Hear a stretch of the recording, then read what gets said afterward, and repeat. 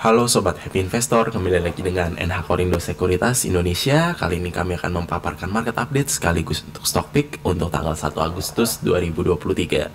Oke, sebelumnya pertama kali kita akan masuk ke Today's Outlook, di mana menutup bulan Juli, Wall Street dan pasar saham global itu naik tipis. Sementara harga minyak mentah dunia naik dan US dollar tak banyak bergerak, seiring dengan para trader menyambut laporan kinerja perusahaan dan laporan ketenaga kerjaan utama yang akan dirilis minggu ini.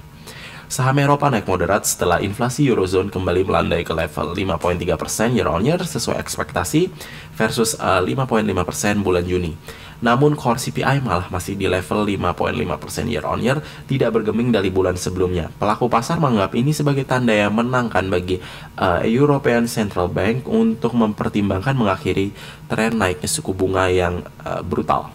Eurozone melaporkan GDP kuartal 2 2023 sedikit di atas ekspektasi menjadi 0,6% year on year, namun jelas masih melemah dibanding kuartal sebelumnya. Hal ini ditimpali oleh Jerman retail sales bulan Juni yang walaupun pelemahannya sudah melambat, namun masih menunjukkan pertumbuhan negatif baik secara tahunan maupun bulanan di tingkat minus 1,6% year on year dan minus 0,8% month of month. Dua negara Asia jadi perhatian pagi kemarin karena Jepang melaporkan industrial production yang kembali ke teritori positif pada bulan Juni ini, walau masih mengindikasikan kepercayaan di atas di antara produsen didukung oleh permintaan yang kuat. Sementara China Manufacturing PMI bulan Juli turun 4 bulan berturut-turut di bulan Juli, meskipun dengan laju yang lebih lambat, menegaskan kebutuhan akan dukungan kebijakan stimulus lebih lanjut untuk mendorong permintaan domestik. Adapun pagi ini Jepang mengumumkan tingkat pengangguran atau unemployment rate di level 2,5%, turun sedikit dari bulan Mei di 2,6%. Sementara Korea Selatan merilis data trade balance bulan Juli di angka 1,63 miliar Korean won, walau jauh di bawah ekspektasi 3,03 miliar Korean won. Namun ini adalah pencapaian surplus kedua kalinya berturut-turut sejak bulan April 2022. Ekspor dan impor Korea Selatan pada bulan Juli terdata tumbuh negatif yang semakin membesar dibanding bulan Juni. Siang harinya pelaku pasar akan menyorot China dengan publikasi Caixin Manufacturing PMI bulan Juli mereka, sementara para pelaku pasar di Indonesia akan memonitor angka inflasi bulan Juli, di mana diprediksi headline inflation mampu melandai ke level 3,11% year on year dari 3,52% bulan Juni, serta core inflation yang juga mampu menjinak ke angka 2,52% year on year dari 2,58% di bulan Juni. Untuk sisa hari ini, para trader akan juga menunggu sejumlah data dari PMI bulan Jerman, Eurozone, kemudian Inggris, dan tak lupa Amerika Serikat, serta tingkat pengangguran atau unemployment rate dari Jerman dan Eurozone. Kemudian ditutup malam harinya dengan laporan penting ketenaga kerjaan Amerika Serikat, yaitu JOLTS, Job Openings bulan Juni, yang diharapkan mampu sedikit kontraksi ke level 9,620 juta dari sebelumnya 9,824 juta di bulan sebelumnya.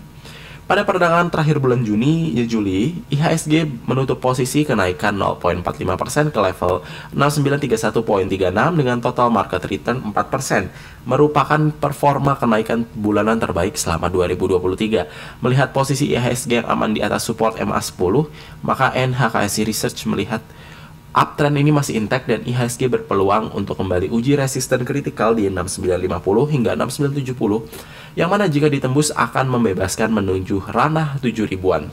Para investor atau trader disarankan untuk average up bertahap sambil melihat animo market.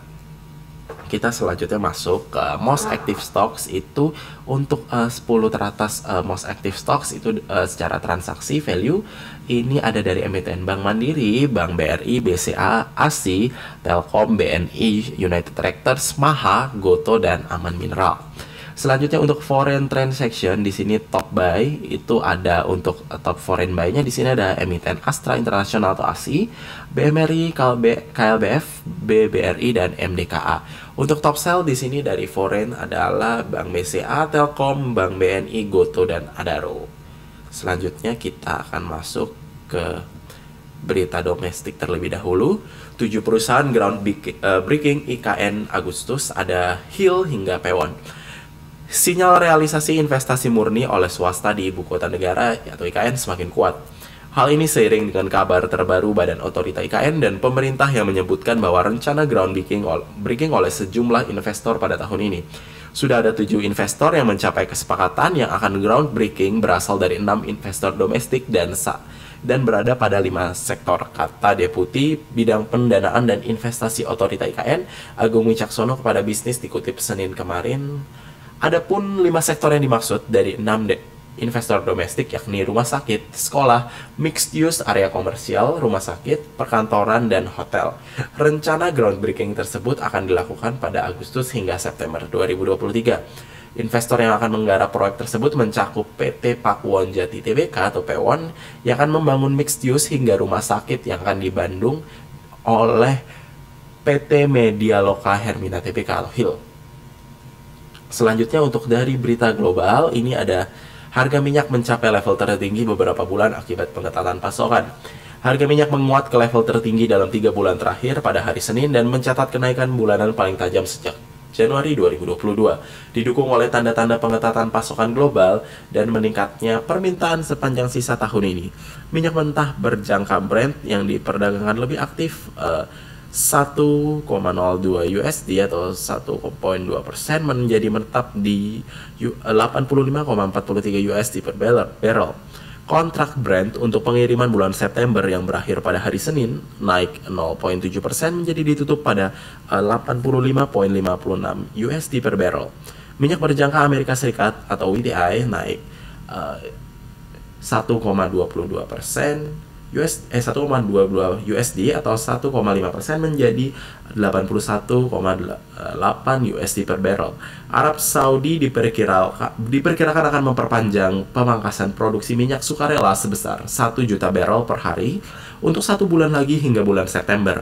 Produksi Saudi turun 860.000 barrel per hari di bulan Juli. Sementara total produksi dari OPEC turun 840.000 bph lebih rendah. Sebuah survei Reuters menemukan pada hari Senin. Selanjutnya company news. Untuk yang pertama dari emiten Bank Mandiri, bukukan laba naik 24,9% jadi 25,2 triliun rupiah di semester pertama 2023. Bank Mandiri terus mendorong pertumbuhan ekonomi dengan aktif menyalurkan pembiayaan. Bank Mandiri secara konsolidasi berhasil menyalurkan kredit tumbuh 11,8% year on year mencapai 1.272 triliun rupiah.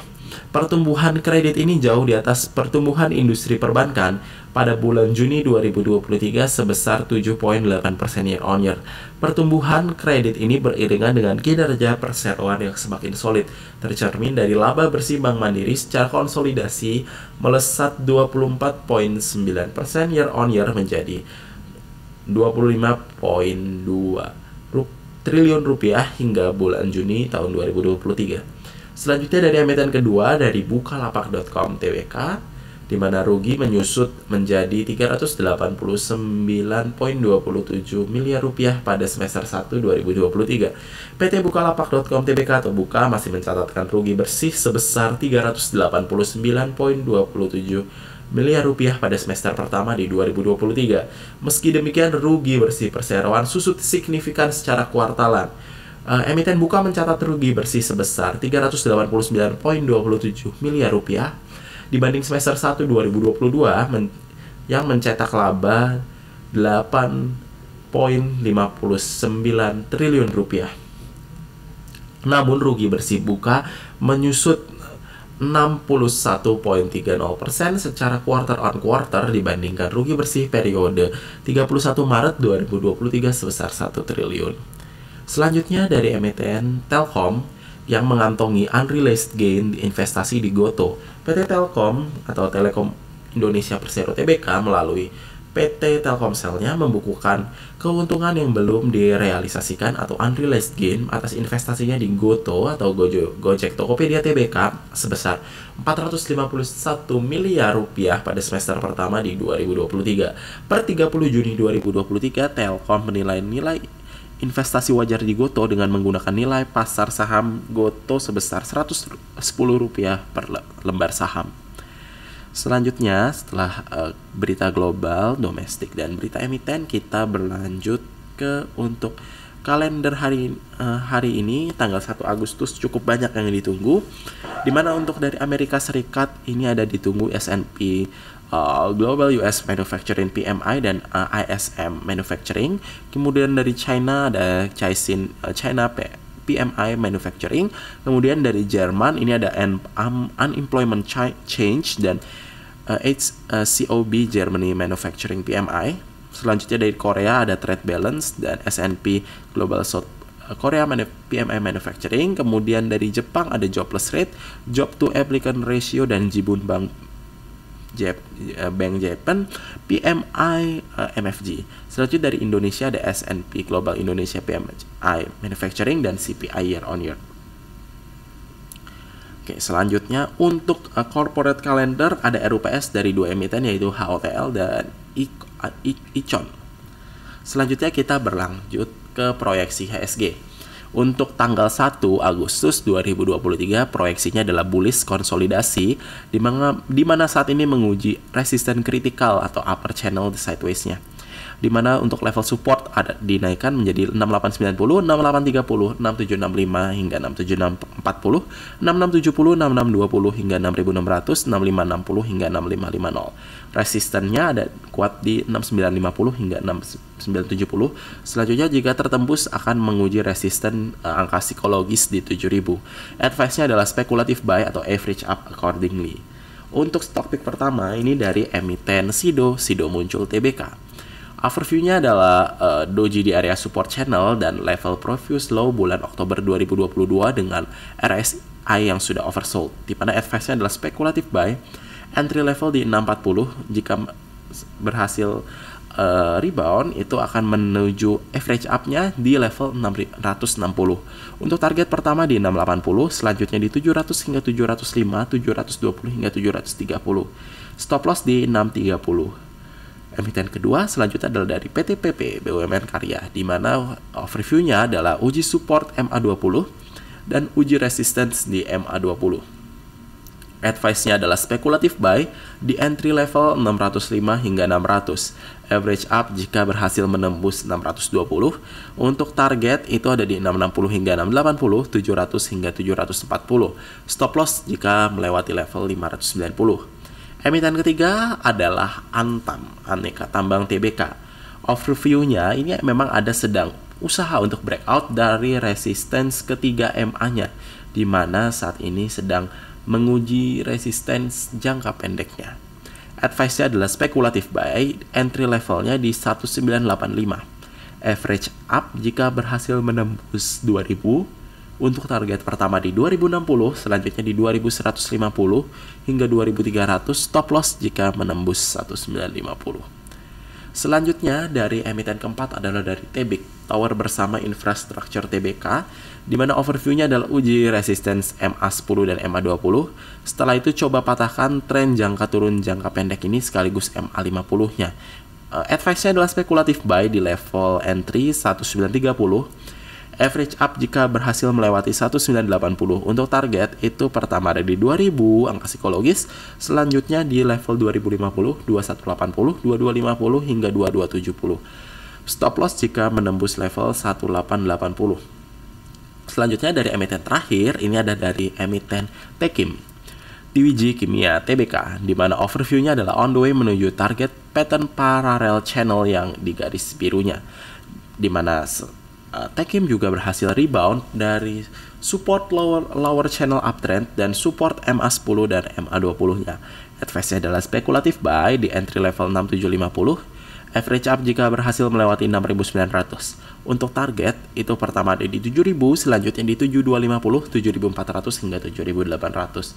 Stop loss jika menembus level 6500. Itu saja Sobat Happy Investor untuk paparan stock pick sekaligus market update untuk tanggal 1 Agustus 2023. Terima kasih telah menyaksikan. Happy trading!